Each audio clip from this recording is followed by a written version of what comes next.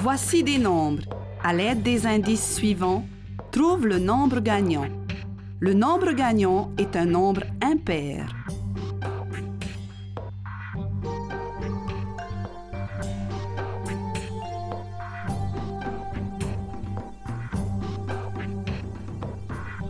Le chiffre des dizaines est 3.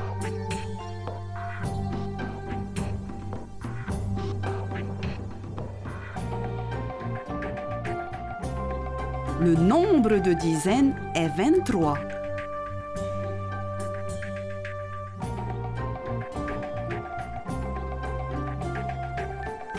Ce mot est utilisé pour l'écrire en toutes lettres. Quel est ce nombre? Bravo! C'est le nombre 237. C'est bien un nombre impair. Le chiffre des dizaines est 3. Le nombre de dizaines est bien 23. 237 s'écrit bien avec le chiffre 7. Le mot 7 s'écrit en chiffre 7.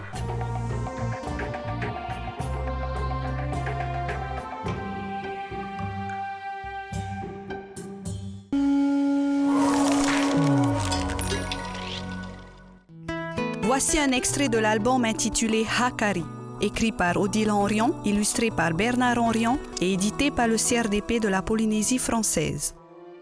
Il était une fois un petit garçon qui s'appelait Touté Papakité. Il était très vif et très actif. Il agaçait sa grand-mère, à qui ses parents l'avaient confié avant de partir à la recherche d'une autre île.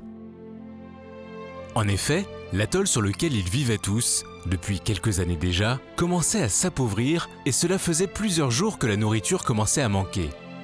« Puisque tu ne peux pas rester en place, lui dit sa grand-mère, tu vas venir avec moi chercher de quoi manger. »« Oh oui, oui !» lui répond le petit garçon.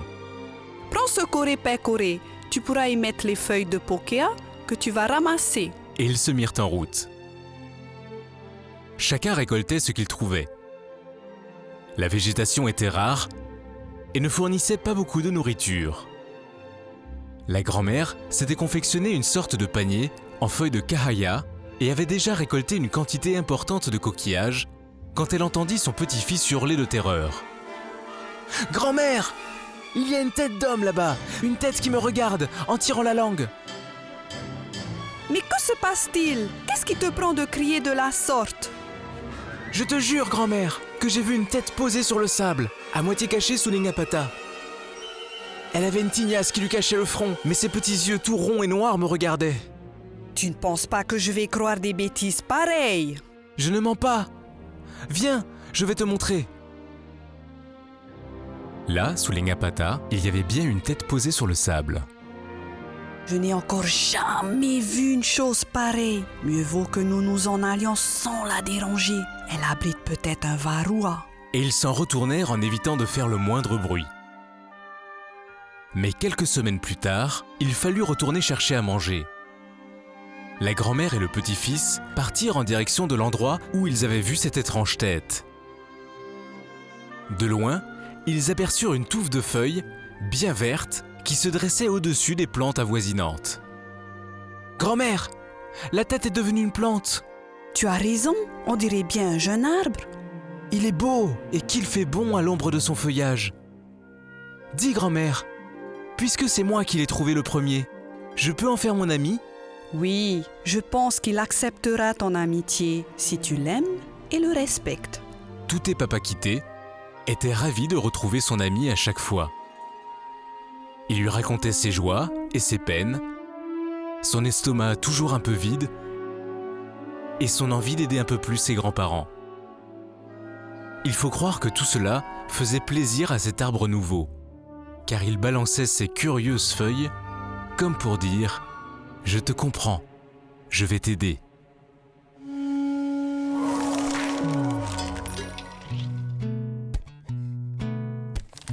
Touté Papakité est le personnage principal du récit. Peut-il être également considéré comme le héros?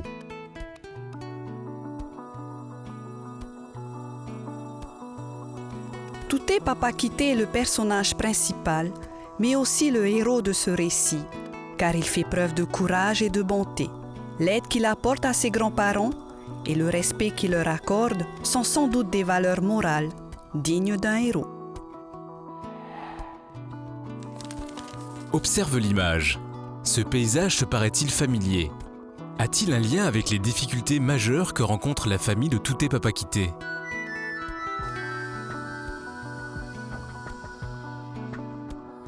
Ce paysage est celui d'un platier sur un atoll. Ce milieu terrestre, sec et aride, est souvent pauvre en ressources végétales et en eau. Le milieu maritime est riche, mais pas inépuisable. C'est pourquoi certains habitants doivent même partir sur d'autres îles pour trouver de la nourriture. C'est la disette. Observe l'image. À la fin de l'extrait, l'arbre laisse entendre au garçon qu'il le comprend et va l'aider. Qu'a fait Touté Papakité pour mériter son aide?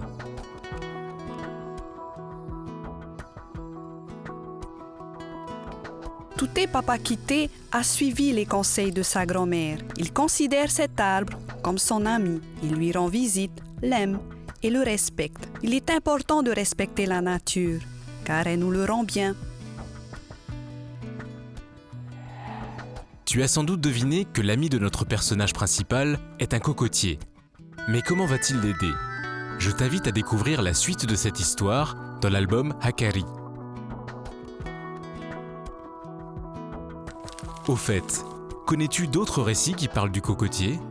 Bonne recherche. C'était un extrait de l'album Hakari, écrit par Odile Henrion, illustré par Bernard Henrion et édité par le CRDP de la Polynésie française.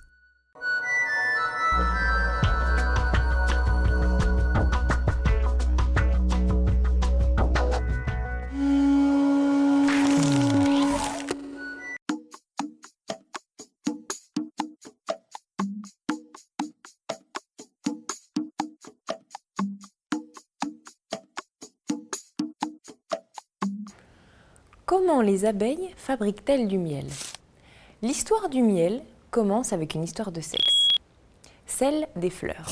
Ces fleurs se reproduisent de façon sexuée comme nous.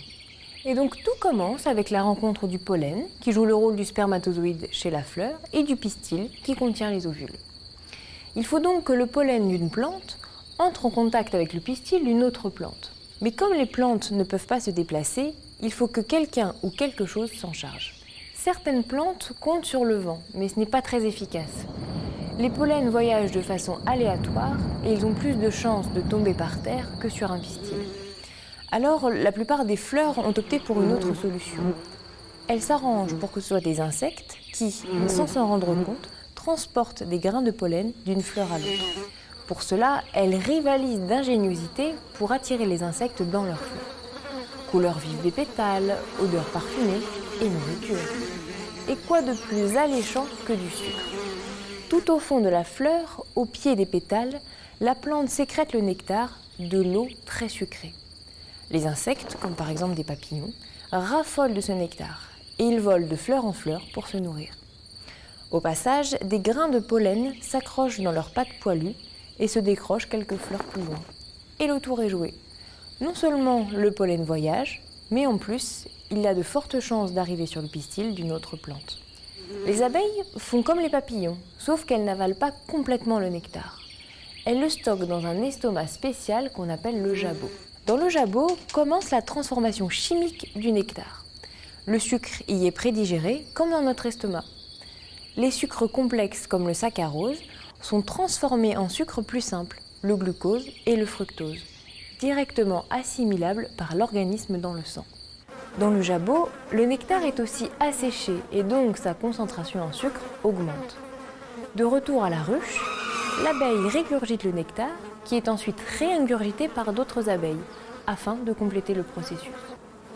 Puis le nectar, qui est déjà quasiment du miel, est versé dans les alvéoles de cire préparées par des abeilles bâtisseuses.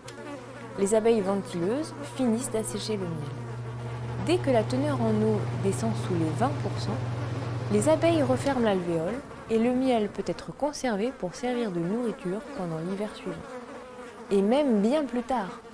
On dit que le miel trouvé dans les tombes des pharaons égyptiens était encore comestible. Le miel récolté par l'apiculteur a demandé beaucoup de travail aux abeilles. À chaque voyage, l'abeille peut ramener jusqu'à 70 mg de nectar dans son jabot, qui donneront au final moins de 25 mg de miel. Pour cela, l'abeille doit butiner environ 500 fleurs et parcourir parfois plusieurs kilomètres. Pour remplir un pot de 500 g de miel, il faut donc environ 20 000 voyages, pratiquement le tour de la Terre, et 10 millions de fleurs, soit environ 7 000 heures de travail.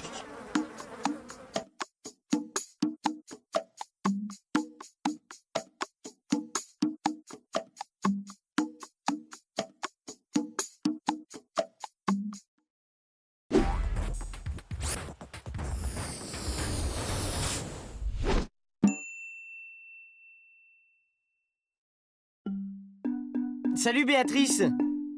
Oh, salut Alban! Béatrice, tu as trouvé une super recette? Oh, une salade de fruits! Sais-tu que le mot salade est féminin?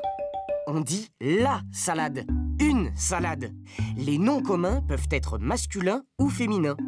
On va voir ensemble comment les différencier. Montrez-moi les ingrédients de votre recette. Un joli citron, le citron, ce citron est masculin. Pour savoir si un mot est masculin ou féminin, écoutez bien le déterminant qui l'accompagne. Les mots qui suivent les déterminants le, un, ce sont des noms masculins. Et voilà une banane, la banane. Cette banane, c'est féminin. Les mots qui suivent les déterminants la, une, ma, ta, sa, cette sont des noms féminins. Oh, j'ai hâte de goûter cette salade de fruits. La salade, c'est féminin, vous vous souvenez?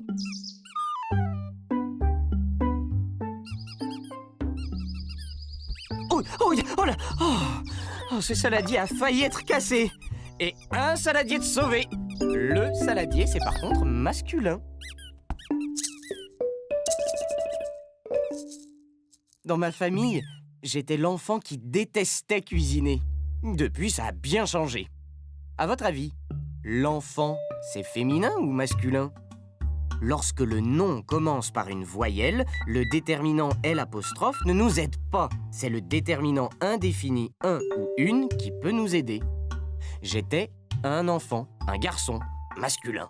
Ma sœur était une enfant, une fille, féminin.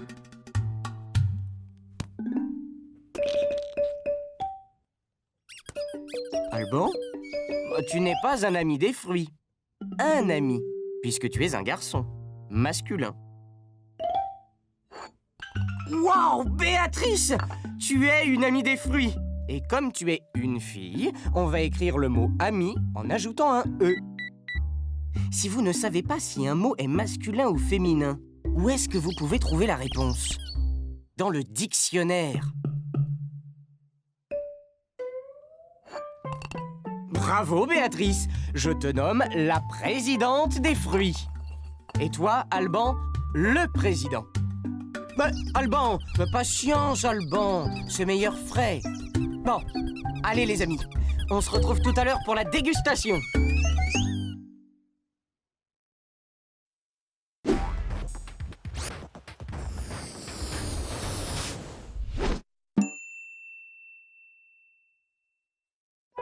Oh là là, tous ces papillons. Je me demande combien il y en a. Le chat, tu veux bien nous aider? Regarde, pour ça, on a amené des serres à papillons. Tu n'as qu'à les faire entrer dedans et on pourra les compter. 1, 2, 3, 4, 5, 6, 7, 8, 9 et 10. Et 1, 2, 3, 4, 5, 6, 7, 8, 9 et 10 aussi. Chaque serre contient 10 papillons. Mais, et les autres alors? 10 papillons plus 10 papillons, c'est 2 dizaines. Plus 1, 2, 3, 4, 5, 6, 7 papillons, ça fait 27 papillons en tout. Regarde, le chat a trouvé une autre prairie aux papillons. Oh! Et dans cette prairie, il y a une dizaine de papillons et 1, 2, 3, 4, 5 papillons. 15 papillons. Oh là là, mais ça fait beaucoup de papillons, ça. Comment on va faire pour savoir combien il y en a en tout? 27 plus 15, ça fait 27 et 1, 28, et 1, 29, et 1... Oh là là, je ne vais jamais y arriver comme ça. Et pourquoi tu poses pas ton addition? 27, c'est 2 dizaines, et 7 unités. Et 15, c'est une dizaine et 5 unités. Et pour faire la somme de tous les papillons, on commence toujours par Les unités, à droite. 7 plus 5 égale 12. 12. Il y a une nouvelle dizaine. Je pose 2, je compte les dizaines sans oublier la retenue. Alors, 1 plus 2 plus 1 égale 4 dizaines. Il y a donc 42 papillons au total. Le chat? Mais qu'est-ce que tu fais? Il préfère pourchasser les papillons plutôt que de les compter.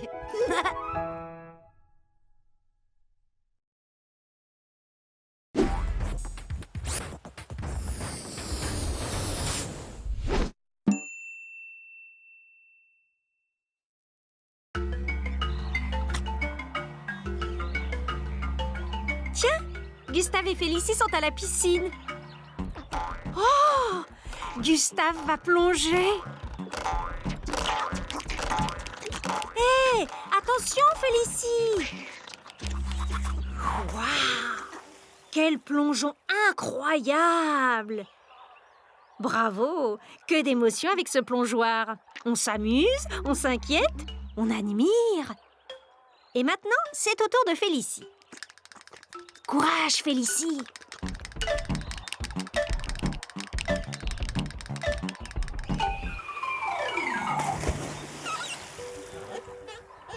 Ouais, pas mal.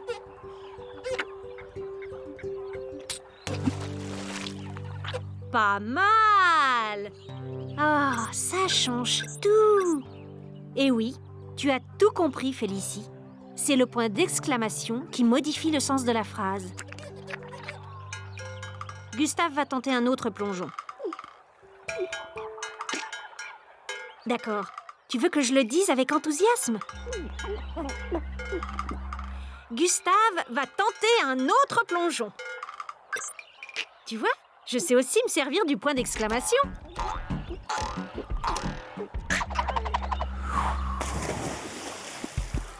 À vous de jouer pour repérer les phrases exclamatives.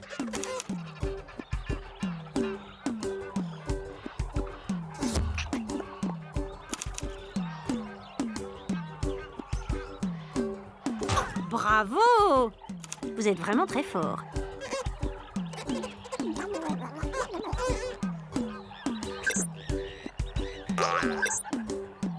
Oui, vous êtes vraiment très fort.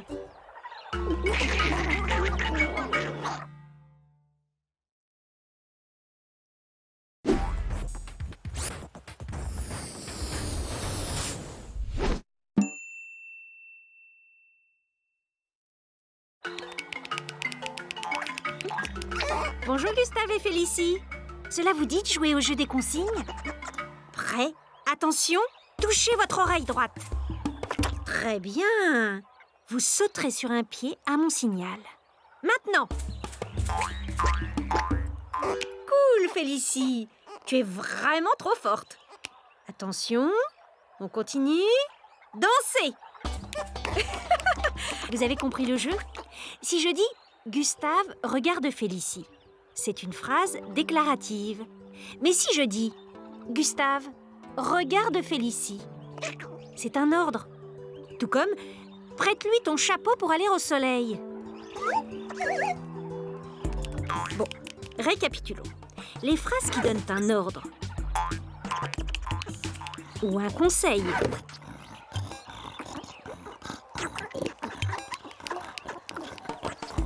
ou une interdiction ou une consigne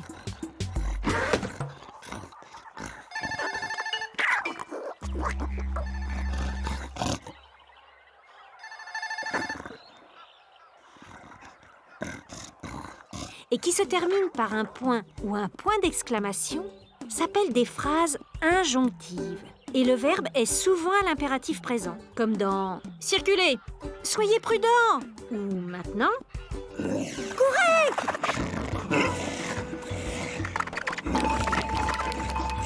Oh, c'est malin, il ne reste plus personne pour jouer avec moi. Enfin, si, toi, mais je n'ai plus très envie de jouer.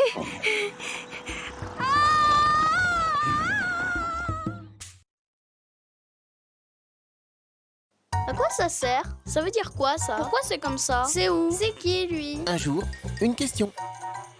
Est-ce que le soleil, c'est bon pour la santé?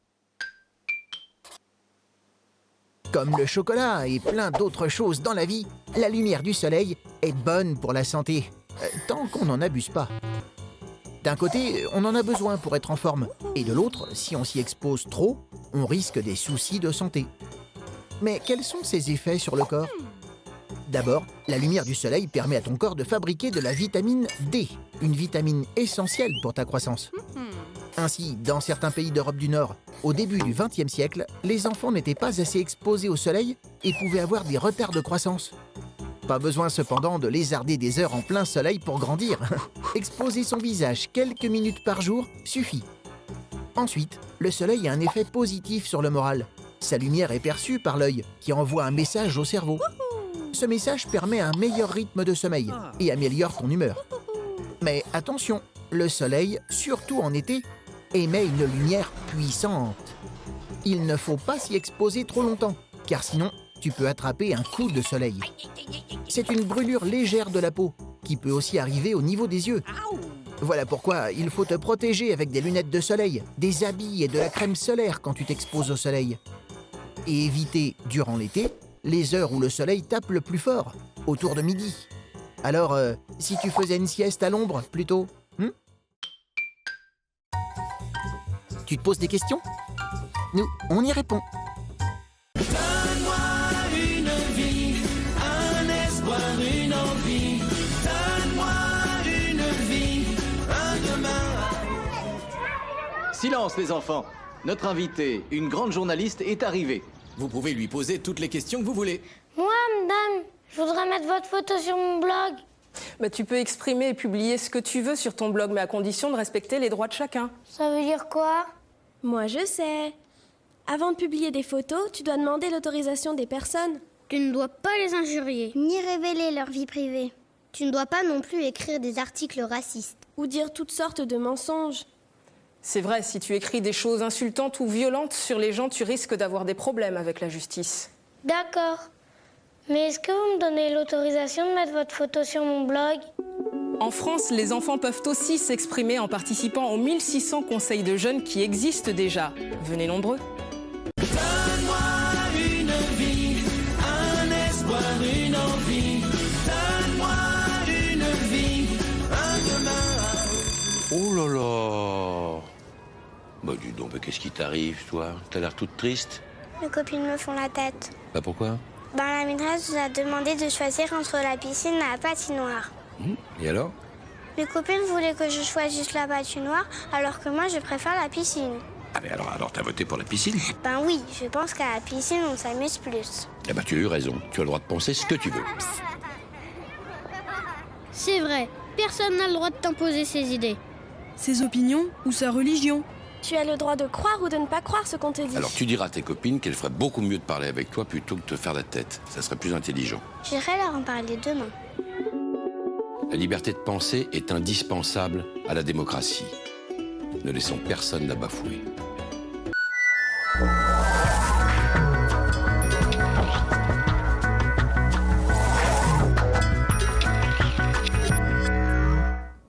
Bonjour et bienvenue dans Top Class. Nous retrouvons tout de suite notre série sur les oiseaux de Polynésie. Et aujourd'hui, nous allons rencontrer deux fous bien sympathiques. On regarde.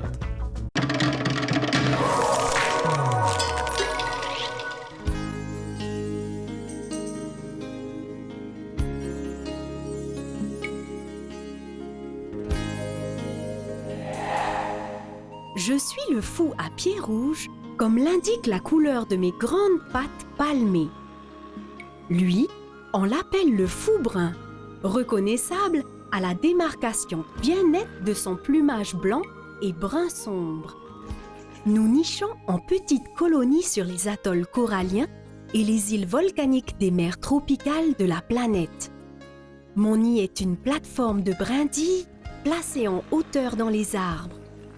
J'y ponds un seul œuf et notre petit est élevé par les 2 parents. Autrefois, nous étions au menu des Polynésiens, mais heureusement, c'est devenu plus rare aujourd'hui.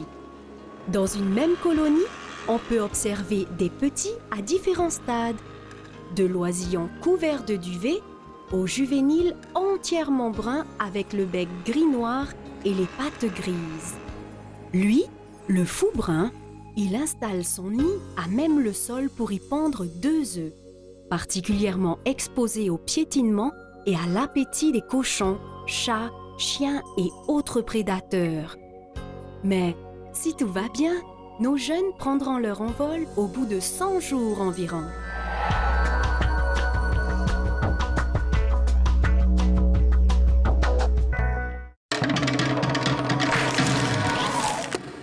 Alors, sympathique ces 2 fous, n'est-ce pas?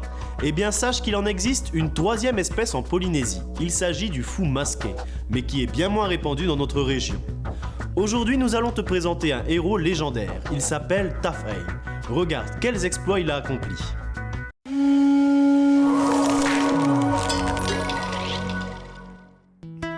L'album d'aujourd'hui est intitulé La légende de Tafei, réécrit par Gaël Latour, illustré par Philippe Pelletier et édité par le CRDP de Polynésie française.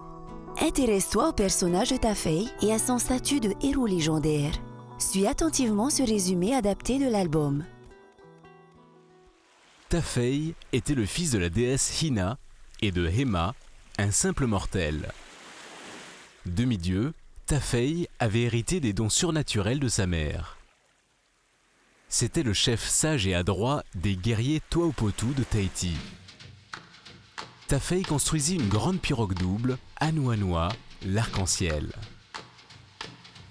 Il embarqua à bord de Anuanua avec ses objets magiques dont il était le seul à pouvoir se servir, sa lance, Tao, et sa pagaie. Il prit aussi un grand hameçon doté d'un pouvoir extraordinaire.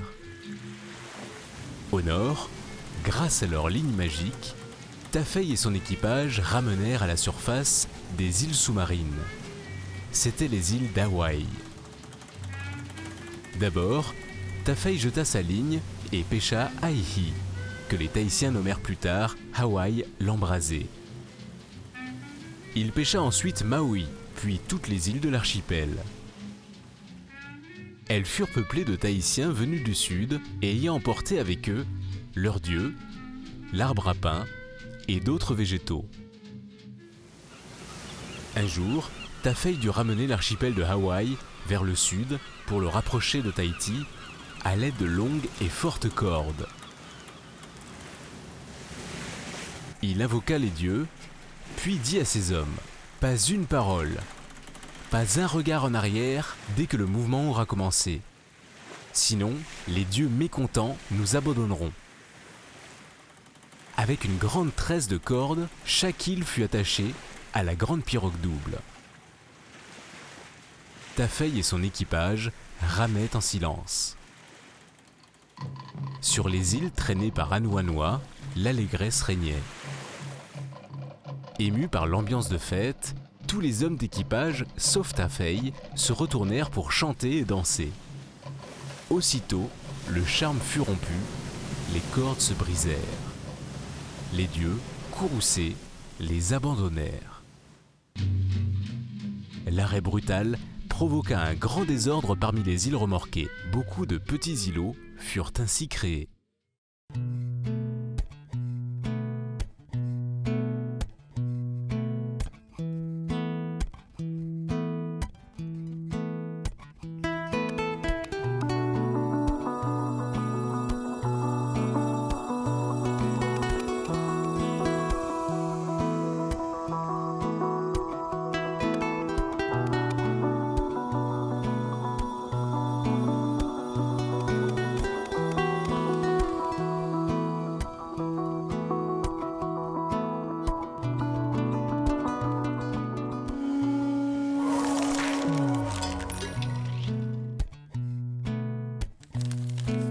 Observe cette illustration.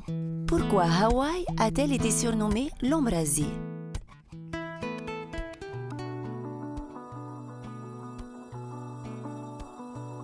En raison de son origine volcanique, Hawaï contient des volcans actifs qui représentent des brasiers ardents.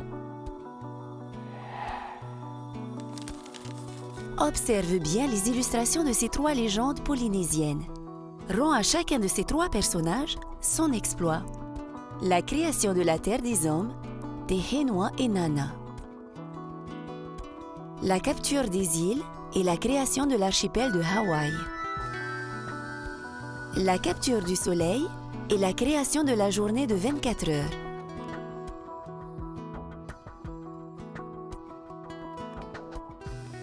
Tu as sûrement retrouvé la création de la terre des hommes, des Henua et Naana, l'exploit du dieu Oatea, la capture des îles et la création de l'archipel de Hawaï, l'exploit de Tafei, la capture du soleil et la création de la journée de 24 heures, l'exploit de Maui. Tu viens de découvrir un nouveau héros légendaire de la culture polynésienne. D'autres légendes, éditées par le CRDP de la Polynésie française, te feront mieux connaître des héros du patrimoine polynésien. Te Henua et Nana, Maui, la capture du soleil, Tahiri Wahine, la légende de Tuohea, le voyage de Rata. C'était un résumé adapté de la légende de Tafei, réécrite par Gaël Latour, illustré par Philippe Pelletier, édité par le CRDP de Polynésie française.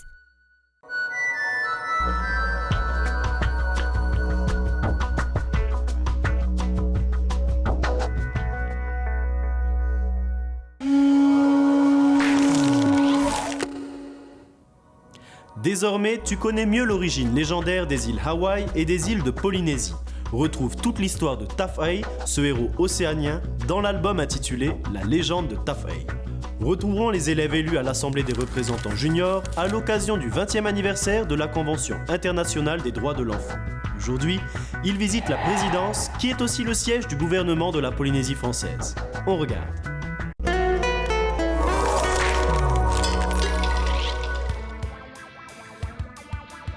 Nous sommes à Papeete, en face de la première institution de la Polynésie française, la présidence. À la présidence, vous pouvez trouver le bureau du président, les membres de son cabinet, le service du protocole et la salle du conseil des ministres. Les bâtiments de l'ancienne présidence en haut de l'avenue Puvana à Opa sont récents. Ils ont été construits entre 1996 et 2000 sur l'emplacement de la caserne militaire Broche, qui datait de 1890, au premier temps de la ville de Papeete. Cette construction a gardé les principes de l'architecture militaire coloniale du XIXe siècle, tout en l'adaptant aux exigences modernes. À l'ancienne présidence, le quartier Broche, vous trouverez la salle Hiruatumu. À l'intérieur de cette salle, il y a une reproduction d'une peinture de William Hodges, datant du XVIIIe siècle. Elle servait également de salle de conférence de presse. Vous avez la salle Wharereira, donc la plus grande salle de réunion. Vous avez l'ancienne salle du Conseil des ministres.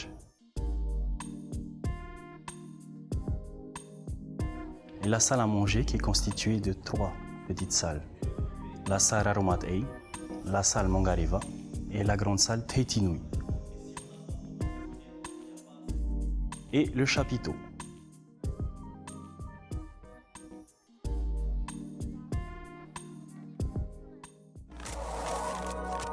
Qui est le président de la Polynésie française ? Le président de la Polynésie française est le pouvoir exécutif en Polynésie française, qui est élu par les 57 représentants à l'Assemblée de la Polynésie française, au scrutin secret pour un mandat de 5 ans.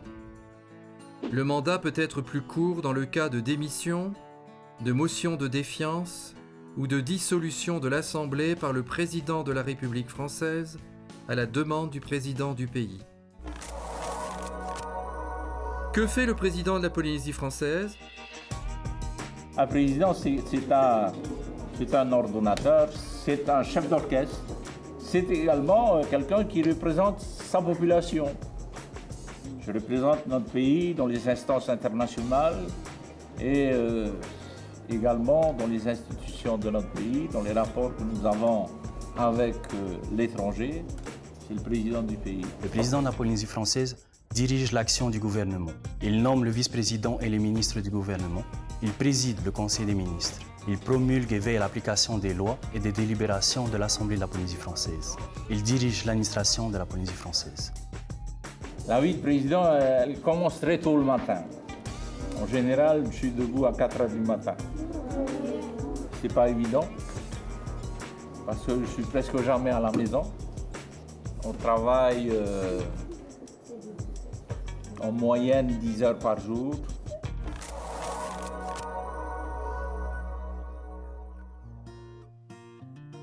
L'ensemble des ministres, avec le président et le vice-président de la Polynésie française, forment le gouvernement de la Polynésie française. Dans les 5 jours qui suivent l'élection du président de la Polynésie française, celui-ci nomme un vice-président et des ministres, avec l'indication pour chacun d'entre eux des fonctions dont ils sont chargés.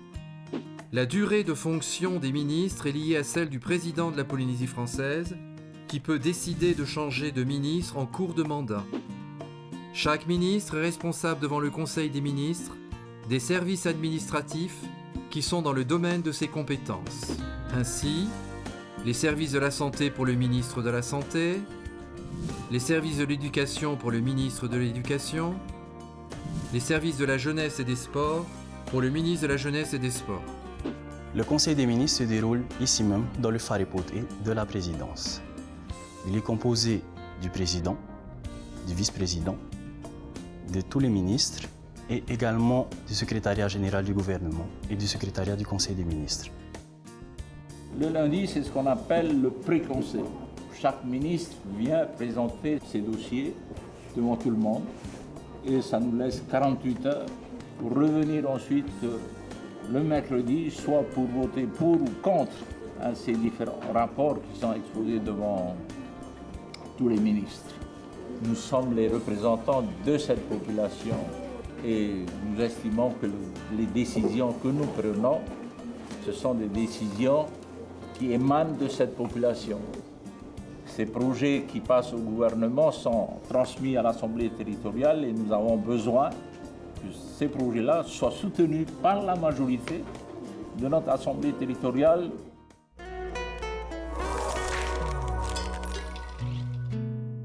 Peux-tu citer quelques fonctions du président de la Polynésie française ?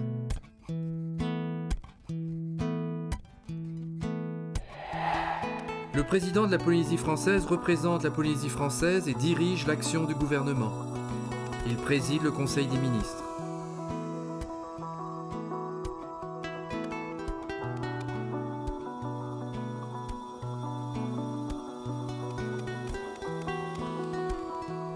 Peux-tu citer une fonction du gouvernement de la Polynésie française ?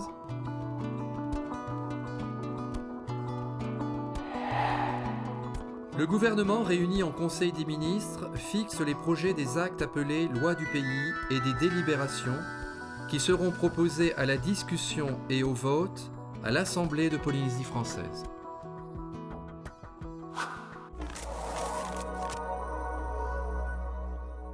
Le président de la Polynésie française conduit la politique du pays.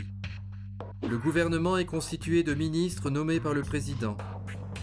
Chaque ministre est la tête d'un ministère spécifique et exerce une tutelle sur les établissements et les services qui dépendent de son ministère. Une fois par semaine, le président préside le Conseil des ministres qui est chargé des affaires de la compétence du gouvernement.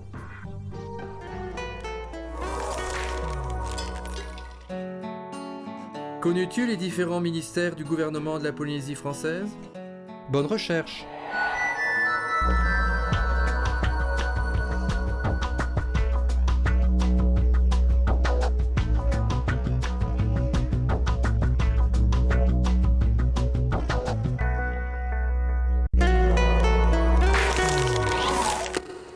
Tu as maintenant plus de connaissances sur la présidence et le gouvernement de la Polynésie française. Prochainement, tu verras d'autres institutions. Pour ma part, je te donne rendez-vous dans une prochaine émission afin d'acquérir de nouvelles connaissances. Nana!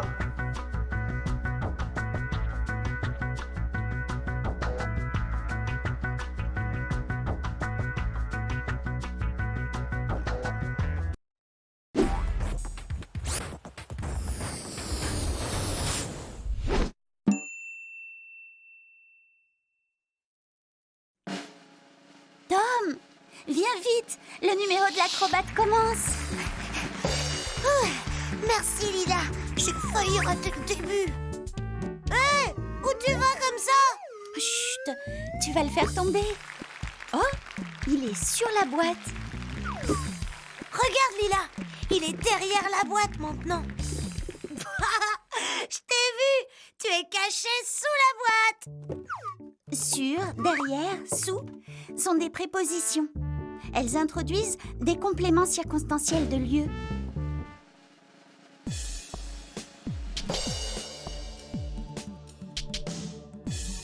Le groupe nominal depuis 15 secondes est un complément circonstanciel de temps. Pourvu qu'il ne tombe pas. Ouf, il y est arrivé. Bravo.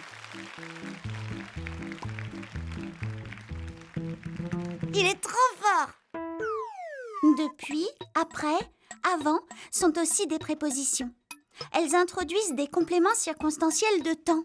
Ce sont toutes des prépositions. Et il y en a encore plein d'autres. C'est sympa. En plus, elles sont invariables. Ouah! Devant, derrière, dessus, dessous. Lila, tu viens d'utiliser plein de prépositions.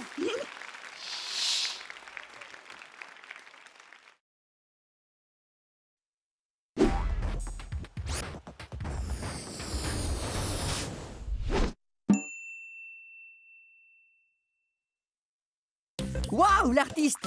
Vos modèles de figures géométriques sont superbes. Ah, Fidelio, mon fidèle assistant. Tu tombes bien. J'aimerais faire un grand tableau composé uniquement de rectangles. Mais... Ah oui, on dirait que vous n'avez pas que des rectangles comme modèle. Pourtant, ils ont tous 4 côtés. Bon, les rectangles. Placez-vous à droite, près du chevalet, s'il vous plaît. Vous êtes sûr d'être tous des rectangles? Pourtant, ils ont tous l'air différents. Ce quadrilatère, là, je suis sûr que c'est un rectangle. Et je ne sais pas pourquoi. Vous avez raison, l'artiste. Observons-le pour trouver ce qui le différencie d'un quadrilatère quelconque. Ah oui, bonne idée, le pinceau. Avec l'équerre, on peut voir comment sont ses angles. Celui-ci est un angle droit. Voyons les autres. Vous avez vu, l'artiste? Tous les angles du rectangle sont des angles droits. Voilà à quoi on reconnaît un rectangle. Nous savons maintenant reconnaître un rectangle. Il a 4 côtés et 4 angles droits. Merci le rectangle. Tu peux figurer sur ma toile. Et lui, il n'a pas l'air d'un rectangle. Il est tout penché. Tu vois, Fidelio, les apparences sont trompeuses. Ça ne se voit pas parce qu'il est penché, mais c'est bien un rectangle. Étonnant. À toi maintenant. Je parie que tu es un rectangle. Ces 2 angles sont bien droits. Mais pas ces 2-là. Eh non, tous tes angles ne sont pas droits. Tu n'es donc pas un rectangle. Mais tu es un très beau quadrilatère. À bientôt. Non, non, non, non, non, petit, ne t'en va pas, c'est à ton tour. Si ça se trouve, tu es un rectangle. On va vérifier. Bravo, petit. Tu as 4 angles droits. Tu es donc un rectangle. Oui, mais un rectangle particulier.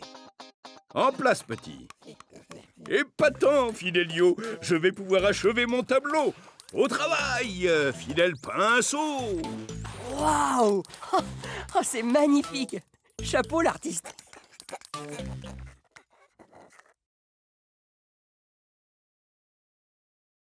Coco et Coco et Hoa no Tahiti. Coco et Coco, allez, allez, allez, Tahiti.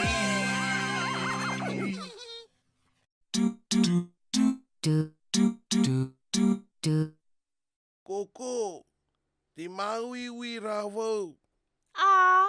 E hamani ia vau I te rā au nā oe. Te veira tā u tia mou a, tā u re a, tā u haari, te toera te metua pua a. Haere ati I. E rā. E hoa e rā koko. Ai tawau I prau atu ia oe te metua o te pua a. Wani au I te rau ere.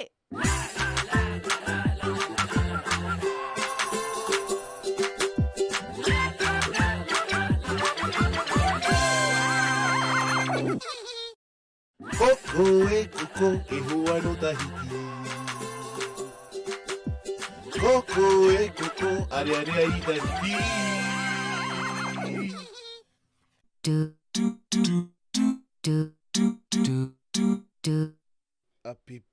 Apepe na te tahua waa, I tana mau I e waa. Koko! E aha? Tā, mano atu ravau o te iwael se te rahi menera. E haia, a puhi te maua e ia titireina ki te re, pati titimiti te re.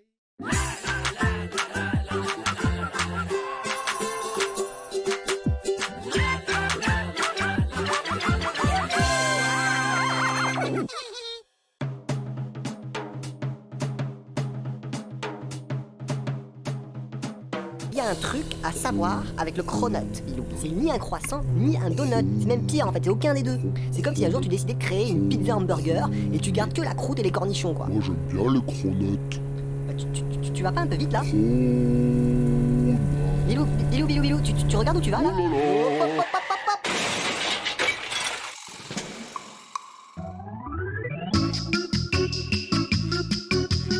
Le truc à ne pas faire. Appeler sa maman. Oui, allô maman, ça va? Oui, ça va, moi j'ai rien. Je suis contente que tu m'appelles. Attends, je t'appelle parce que... Maman, oui. Elle est passée hier soir, elle m'a dit que les lumières n'éclairaient pas. Oui. Mais non, pas du tout. Alors des fois, tu vois... Oui, maman.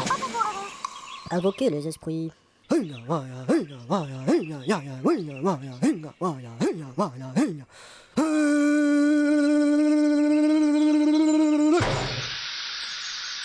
Attraper un lézard bizarre. Attends, Bilou, il y a juste un super lézard bizarre qui s'est caché derrière là, voilà. Presque. Faire un selfie. Attends. Juste un petit sourire. Bouge pas. Ne bouge pas. Me rappeler sa maman. Elle m'a parlé d'une ampoule que l'on pouvait orienter dans tous les sens et je lui ai dit que j'en avais une comme ça, tu sais, Popo, ici. Oui, maman. On va ramener un jour un pierre avec une boule. Le truc qu'il faut faire. Écarter les dangers, sans prendre de risques. Bilou, ne t'inquiète pas, on va juste faire en sorte de ne pas avoir un deuxième accident. Appeler les secours et bien écouter les consignes. Oui, nous sommes à l'entrée de la forêt, à la sortie du village.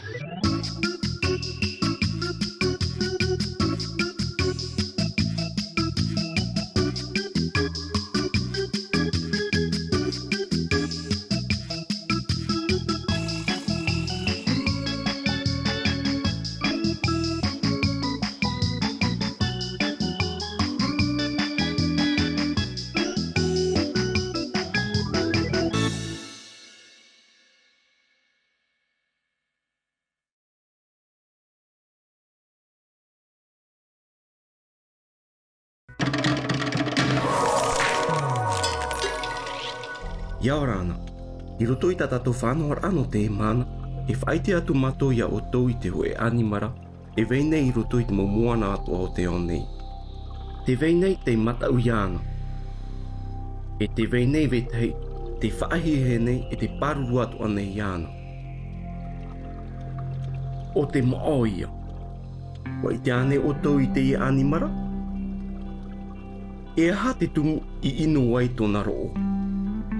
E parurua nei ana? E aha te maumao e ite hia I Polinesia wharani.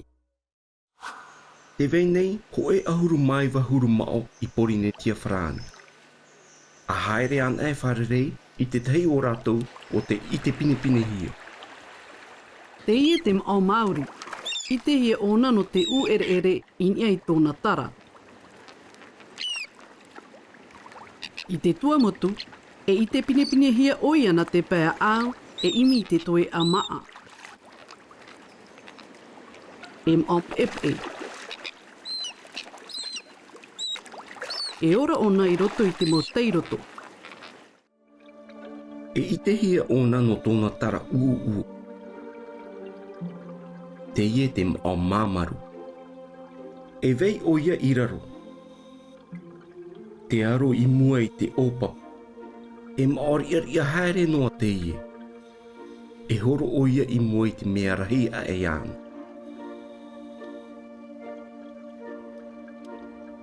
Te ie te maoro hoi. E mau pine ona I roto I te mau awe ia. E rera ona I te mea te he. Te ie te reira. I te mau awa rātou e haapu e ei, no te horo atu I te mau taata hopu opupu, I te tahi putuputura a, hau, hāwiti mau. No tōna tino omenemene e te ūrearea o tōna opu, te ie mei te mao arawa. Mei te mea e I te oia e whahēhia, e ria here no oia I te mau taata hopu opupu. No tōna awhi I pāraurahau, mai te hamarara te huru, te ie te mao taumata. E I te hia rātou I te awa, aore rā I tua mai. I Porinitia Wharani, e I te atuahia te mao tore, e mao te ia aroahia te ie. E amu hoi ona I te mo animara poe, tēnu atu I te mo animara mai, aore rā parparu. Ia piri tā mō mei ona I te pētātei o te maumotu, e riro ona I te hihia. I te mataiti piti tawatini e ono, wa opani e taitaroa te mo mana whātere no Porinitia Wharani I te tau te mao. Tā e no atu te mao mako. Te ie nei rā, aita te ie mo whāturer a e hāpa o me te hia nei. No te hāhau, aita tōna e ro mai tei. Wariro te mao ei animara amu taata. E ere hoi te taata I te maa a ampinipine hia e ana. I Porinitia Wharani nei, o te mo ati poromu hoi te haapohe roa I te taata. I te ao nei, o te mau pātia manu pātia, aore rā te mau hohoni o whi, te ie haapohe nei tauatini ki aha pataata I te mataiti o e. E pāruru ane I te maumau, no te ahahau. E pāruru I te maumau, no te mea, te warawara atura hau I roto I te motuha amoana o te anei. Wa hau I te hanare mirioni mao, te taparahehia I te mataiti. E animara e tia ia pāruru hia teie, no te mea e mea whaere atā, e mea warawara hau I te whanaua e roa amai. Te ie huru whainor ai te mautuha amoana, no te pahonor aia I te moani ra atara mao, te horahi hi atu, no te hamani ra atiopu I atia maa. E tāpu ora noa hia te tara o te mao. I muri ho e whaaru e whaaho hia te mao I roto I te miti. Wa puhara hia te ie mo huru taparheira I roto I te mowea o te whenua nei. A paruruan ai te maumao, e ere hoi rātou I te mo tuputupu wā, mai te whaite hia I roto I te mo hoho a te ata. E mea te hae te mao. E amu ona no te tāmaa. E mea I tira tāna e amu. E animara e kia ia pāruru hia. E whauwhaarahei tōna I roto I te ihi hei ora, au o te tei.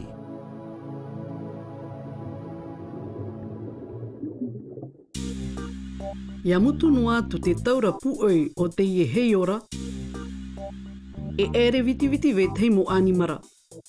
E poia te te atu mo animara. Te whiwhi nei te ihi hei ora me te i atu nei. Ia mau te mao e whiwhi te vei a pāpū o te moia. O te mate te tapiho ora ai aia te whiwhi roa. I te tau tei tora, e mea whaatura roa hia te mumao e te mo tupuna. Wa whahanana hia rātou, e wariro rātou me te tei tupuna, te paruru I te utua wharewheti, te tauturu I te tei herehia, e o te moena te moana.